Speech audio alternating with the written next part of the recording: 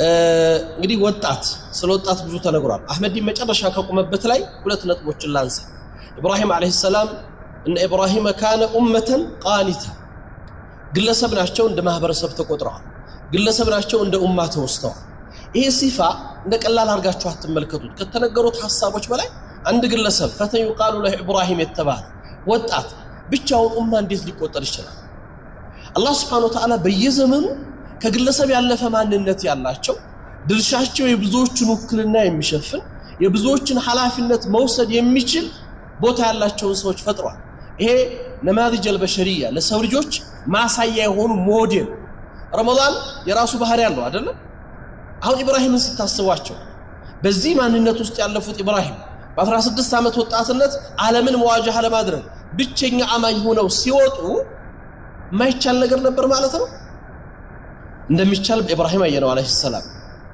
አላህ የረመዳን አንዱ ትልቁ ሚስጥር እኔ ረመዳንን ሰዎች በተለይ ወጣቶች እንድትረዱት ከምፈልገው ነገር በአእምሯችን ውስጥ የተሸበሸበው ወይም የተያዘው አእምሯችን ላይ የዘጋነው አይቻልም የሚለው መንፈስ ለመስበር ነው የመጣው ረመዳን። እስቲ ከቀናት ከሳምንታት በፊት ከረመዳን በፊት ሻዕባንን አስቡትና ይሄ ወጣት የት ነበር ያለው? አብዛኛው ዙር ሶላት አብዛኛው በጀማዓ ይሰግድ ነበር። ፈጅር ሶላት አብዛኛው በጀማዓ ይሰግድ ነበር። ኢሻ ሶላት ይሰግድ ነበር። የለም ዛሬ ግን ምናልባት መስጂድ ሞልቶ ሱናውን ተራዊህ እየሰገደ ነው ያለው። ምን ተለውጦ ነው? 8 ቀን ነው እኮ መካከል ያለው ልዩነት። በሻዕባንና በረመዳን መካከል ያለው ጥቂት ቀናት ነው አይደለም? ምን ተፈጠረ? ምንድነው ተአምሩ? የረመዳን ትልቁ ሚስጥር ይቆም አይደለም። ወጣት ነው ይቆም። እንዲቆሙ ነው የምንፈልገው ወጣቶች። ወጣት ከተቀመጠ ችግር ነው፣ የተቀመጠ ነው የተቸገረው ወጣት አይደል? ምንድነው የረመዳኑ ሚስጥሩን የምታዩት እዚህ ላይ በቀናት ልዩነት መካከል የተፈጠረ ውጤት ማሳያ። አንዱ ፈጅር ሶላት የሚከብደው የነበረ ሰው ፈጅር ሶላት እንደ ዙሁር ጀማዓ እየተሰገደ ነው። በአእምሯችን ውስጥ አይቻልም ብለን ዘግተን ነበር አይደል? አብዛኞቻችን ቁርአን እንኳን በወር አንዴ ሁለቴ ሶስቴ ቀርቶ በአመት አንዴ ማክተም የሚቸግረን ሰዎች ነበርን እኮ ገልጠን ማየት። ምን ተአምር መጥቶ ነው ዛሬ ረመዳን ላይ በአመት 10 እና 5 የምናختመው? እኔ እንደ ወጣት ከዛ በላይ ይጠበቅባችኋል። አሁን ደግሞ ከማክተምን ባለፈ ቁርአንን መረዳት ይገባችኋል። እኛ እስር ቤት በነበርንበት ጊዜ እኔና አህመድ ሙስጠፋ አስታውሳለሁ በቀን አንዴ ለማክተም እንወዳደር ነበር። ማለት በአንድ ቀን ለመጨረስ አንዳንዴ ይከብደንና አንድ ቀን ከግማሽ ይሆናል። ይቻላል። በአንድ ቀንና ختم ነበር ወጣቱ ነው። እኔ የኢማሙ ሻፊዒን ታሪክ አይደለም ምነግራችሁ። እንደ ወጣት በዚህ ዘመን ውስጥ ማድረግ ትችላላችሁ፣ አቅም አላችሁ፣ ከዛ በላይ ትሰራላችሁ። ኢዘን ይሄ ረመዳን አንዱ ባህሪው ሙስተሂላቶችን አይቻልም የተባሉ ነገሮች እንደሚቻሉ ነው አላህ የሚያሳየን። ቁርአኑን መቅራት ለካ ማክተም ይቻል ነበር። በቀና በወሩም ውስጥ ሁለቴም ሶስቴም ማክተም ይቻል ነበር አይደለም? ፈጅር ሰላት ተራዊህም መስገድ ይቻላል። ሱናውንም በጀማዓ መምጣት ይቻል ነበር። ይሄ ነው በአእምሯችሁ ውስጥ የዘጋችሁት አይቻልም ብላችሁ ያስቀመጣችሁት ነገር ይቻላል። ይሄን ነው አላህ የሚነግረን። ለዚህ ነው አላህ Subhanahu Wa Ta'ala ኢብራሂምን መመኘት ሰይድና ኢብራሂም አለይሂ ሰላምን መሆን ማሰብ የ16 ዓመት ወጣት ዓለምን ተሐዲ አድርጎ ኡማ ብሎ መጠቀስ ይቻል ነበር፣ ተችሏል። ስለዚህ አእምሯችሁን አትገድቡት። ብዙ ተስፋ አላችሁ ዛሬ በዚህ ትውልድ ላይ። ዛሬም ነብዩ እየተሰደቡ ነው ታውቃላችሁ። ዛሬም የእስልምና ክብር እየተደፈረ ነው። ይሄ ትውልድ ባለበት ዘመን ውስጥ ይሄ ለኛ ሞት ነው። ታምናላችሁ? ምንድነው መልሳችን አማም ረብል ዓለሚን? በዚሁ አጋጣሚ ይሄንን መልእክት ማስተላለፍ ፈልጋለሁ ለሚሰሙት ሁሉ። በዚህ ሰሞን በሚዲያ እየተንሸራሸረ ያለ የነብዩ ክብርን የነካ ሰው ነብዩን አይደለም የደፈረው። ነብዩ ማይደፈር ስብዕናና ክብር ያላቸው ነው። አላህ ከፍ ያደረጋቸው ነብይ ናቸው ሰለላሁ ዐለይሂ ወሰለም። ምንም የሚሹ ሰው አይደለም። ግን ድፍረቱኛል የክርስትና እምነት ተከታይ ወገኖች ቤተ ክህነት እስልምናን ስንሰብክም ስናስተምር ሰዎች አምነውበት እንዲመጡ እንጂ ሰዎችን አስገድደን እንድናዝ የታዘዝንበት ዲን አይደለም። አድርገንም አናውቅ። የየትኛውም እምነት ክብር እንዲነካ አንፈልግም። ያም የታዘዝነው በቁርአን ላይ አላህ የሌሎችን እምነት አትሳደቡ እምነታችሁን ታሰድባላችሁና ጌታችሁን ታሰድባላችሁ ስላለ ይሄንን እናናደርግ። ሰዎች በአስተምሮት ይጥሩ፣ ይስበኩ፣ አደባባዩን ይቆጣጠሩ፣ ችግር የለብንም። ሐቅ ያለው ሜዳው ላይ ይውጣ።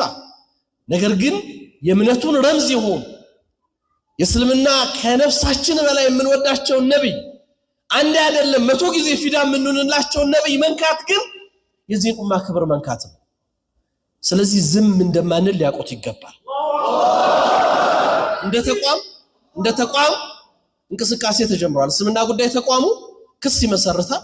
ይሄን ድርጊት ዛሬም ትናንትም በፈጸሙ ሰዎች ላይ የህግ አስከባሪ አካላቶች ሰዎቹ በህግ ቁጥጥር ስር እንዲውሉ አላስፈላጊ ነገር እንዳይደረግ እንዲያደርጉ በህግ ተጠያቂ እንዲሆኑ እንጠይቃለን። ህጋዊውን ስርዓት ተከትለን እንሄዳለን።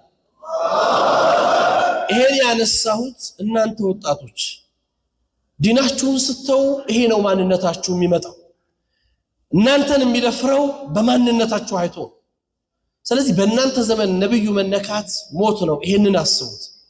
ዲን ከለቀቀ ብዙ ጊዜ መድረክ ላይ እናገራለሁ። ነብዩ ሰለላሁ ዐለይሂ ወሰለም ኡሁድ ጦርነት ላይ ጀበል ሩማት ላይ እነዛን 50 ሩማቶችን ሲያስቀምጧቸው ወስያቸው ምን ነበር? በሞት እንኳን ቦታ አትልቀቁ ነው አይደል? በሞት የመጨረሻው ከነብዩ ሞት በላይ አይደለም። እኔ በሞት ድል ብናደርግ ቦታ እንዳትለቁ። ቦታ ለቀቁ። ኡማው ዋጋ ከፈለ። ሐምዛን አጣ ረዲየላሁ ዐንሁ። እነዛን ኺረተል ኸልቅ የተባሉ ኺረተ الصحابه 70 ሹሃዳ አልሁድ አጣናቸው። ሁሉ ጊዜ ቦታ ከለቀቅን ምን ከፍለው ይዋጋ። ቦታችሁን አትልቀቁ። መልእክቱ ዛሬ ለምናየው ተራራ ምልክት ይሆናል እንጂ መልእክቱ ዛሬም ድረስ አለ። ቦታችሁን ከለቀቃችሁ ዋጋ ትከፍላላችሁ። ወጣቶች ወደ ቦታችሁ ተመለሱ። የዚህ ኡማ ተስፋ ናችሁ።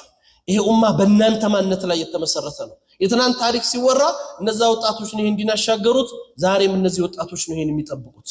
ይሄን እንድታስቡት ፈልጋለሁ። ከዛ ጎን ለጎን አሁን የተቸገርነው ቅድም አህመድን ሲያነሳ ነበር። አባቶች አትስሙ፣ እናቶች አትስሙ። ለይሰ ከذلك ከዛ ያለፈ ነገር ነው። እኛ የተቸገርነው የወጣት ሽማግሌዎች በስተው እንጂ ሽማግሌዎቻችን አንሰውና ሽማግሌዎቻችን ሚና ሳይኖራቸው እድሜያቸው የገፋ ወላጆቻችን ከኛ በላይ ዋጋ ከፍለዋል። ለዲን መስጠት የሚገባቸውን ክብር ሰጥተዋል። ዛሬ አካሉ ወጣት የሆነ ልቡ ሽማግሌ የሆነ ወጣት በስቶ ነው የተቸገርነው።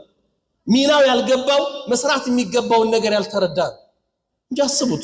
ቅድም ኢብራሂምን ኡመ ኻኒታ ያላቸው ጌታ አንድ ወጣት ኡማን የወከለ ወጣት ሱራቃ ኢብኑ ማሊክ ማነው ወረቃ ኢብኑ ነውፈል የእናታችን ኸዲጃ አጎት የነብዩ ሰለላሁ ዐለይሂ ወሰለም ስለ ሪሳላው ያስታወሳቸው ሳላክሰው እድሜያቸው ገፍቷል አይደለም? 90ዎች ውስጥ ነበርኩ።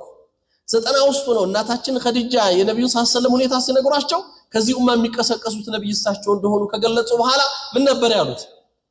አላህ ወጣት ቢያደርገኝ ፈተናው ሲደርስበት ከጎኑ ብቀም እመኝ ነበር አሉ። የ90 ዓመት ሽማግሌ ማለት ነው። ለዚህ ነበር ነብዩ መሐመድ ሰለላሁ ዐለይሂ ወሰለም ወረቃ ኢብኑ ነውፈል የብአስ ከኡማ ነው ያሏቸው። ብቻውን የተረዳ ሰው እድሜው ገፍቶ ዋጋ ሊከፍል የወሰነ ሰው የ90 ዓመት ሽማግሌ ቢኖር አላህ ብቻውን እንደ ኡማ ይቀሰቅሰዋል። ሰው ባልተረዳበት ጊዜ የተረዳ ሰው ባልተረዳበት ጊዜ ሚናው የገባው ኃላፊነቱን የተረዳ አላረዝመባችሁ። ይሄ ረመዳን የለውጥ ወር ነው ተብሏል። የማይቻሉ ነገሮች እንደሚቻሉ ማሳያ ነው። ከባድ የነበረው ነገሮች ቀላል እንደሆነ የተረዳንበትና እየኖርን ያለንበት ነው። ዛሬ በዚህ ዘመን እኔ አሁንም ማፈራለሁ ወንድሜ ሃይደርንም አሁንም እነግረዋለሁ። እኛ 50%ም ከ50% በላይም አይደለንም። 10%ም ከሆነ ጥሩ ነው። ምን ይሰራልኛል እኔ 50% መሆን? እኔን የሚወክል ማንነት ማቆም ካልቻለ፣ ቁጥሬን የሚመጥን ቁመና ላይ መቆምና መገኘት ካልቻለ፣ ቁጥር ለኛ ምናችን ነው? መዋረጃ ካልሆነ በስተቀር።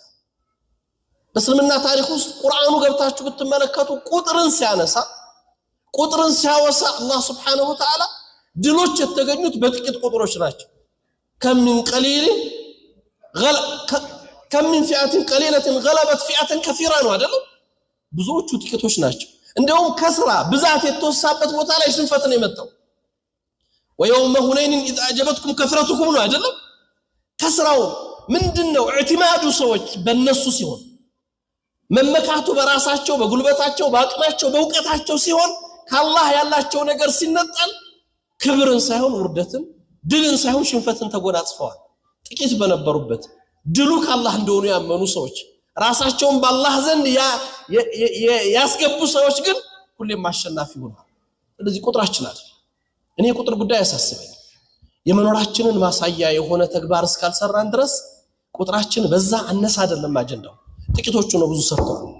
ዓለምን የኡማን ሸክም ገዛ ላይ ተሸክሟል። ያቺ የታሰረች ገዛ ጥቂት ቁጥር ያላቸው ሰዎች ዓለምን መዋጃህ ያደረጉ ነው በሐቅና በባጥል መካከል የኡማውን ቀድያ የሙቀደሳት ቦታ የምድርን የሙስሊሞችን ክብር ለማስጠበቅ ዓለም ፊት ቆመዋል ዛሬም ግን ባቋማቸው ጸንተዋል ጥቂቶች ናቸው ዓለም ፊቱን አዙሮባቸዋል ዓለም ደግሞ በሌላው ኃይል መጥቶባቸዋል አልፈሩም አልተመለሱ ጉዳዩ ቁጥር አይደለም በዛ እንዳታስቡት የምንገኝበት ቦታ ላይ እንገኝ መቆሚያችን ቦታ ላይ እንቁም ያለ ቦታችን ስንገኝ ቦታችንን ስንለቅ ዋጋ እንከፍላለን የመጨረሻ ነብዩ መሐመድ ሰለላሁ ዐለይሂ ወሰለም اغتنام الفرص ይሄ ረመዳን የለውጥ ወር ነው ይሄ ረመዳን የስኬት ወር ነው ይሄ ረመዳን የማይቻሉትን ሰብረን የምናልፍበት ወር ነብዩ መሐመድ ሰለላሁ ዐለይሂ ወሰለም በአንድ ወቅት ሱሐባዎቻቸው ጋር ተቀምጠው አንድ ነገርን ተናገሩ ከኔ ኡመት ከኡመት መሐመድ ሰለላሁ ዐለይሂ ወሰለም 70,000 ሰዎች ያለ ሂሳብ ጀነት ይገባሉ ብለው ተናገሩ ሁላችሁ የምታውቁት ሐዲስ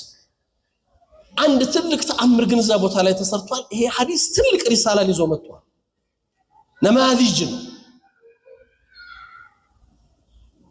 ወካሻ ብን ሙህሲን የሚባል ሱሐባ እጁን አወጣ ያ ረሱላህ ከነዛ ውስጥ እንደሆነ አድርገኝ አላቸው ዱዓ አድርግልኝ ሲላቸው አንተ ምንሁም አሉት አንተ ከነሱና አሉት ቅጽበት ደቂቃ በማይሞላ ልዩነት ከጎን ያለው ሱሐባ እጅ አወጣ እኔንም ያ ረሱላህ አላቸው ሰበቀ ቢከ ወካሻ አሉት ወካሻ ቀደመ አሉት ጥያቄውን መልእክቱን ያስተላለፉት አንድ ነብይ ናቸው ስለ አንድ ጉዳይ ነው የተናገሩት በደቂቃዎች ልዩነት የሰማይና የምድር ልዩነትን የሚያመጣ ጉዳይ እንዴት ነው ረሱል መገለጽ የቻሉት ለምን ይሄንኛውን ሰው ይድሉን አልሰጡትም ለምን አላረጋገጡለትም ለዚህ ነው መልእክቱ ለኔና ላንተ ነው اغتنام الفرص አቋም ይኑርህ ወስን ተለወጥ እድልን ለመጠቀም ወደ ኋላ አትበል ይሄን ማሳያ ነው ልዩነቱን አስቡት ጀነት ያለ ሂሳብ የሚገባ ሰው መካከልና በዘመናት መካከል መግባቱና ለመግባቱ ለዛውም ጀነት ያልተረጋገጠ ሰው ጉዞን መለያ የሆነች ተግባር በደቂቃዎች ልዩነት ነው ማረጋገጫ የተሰጠ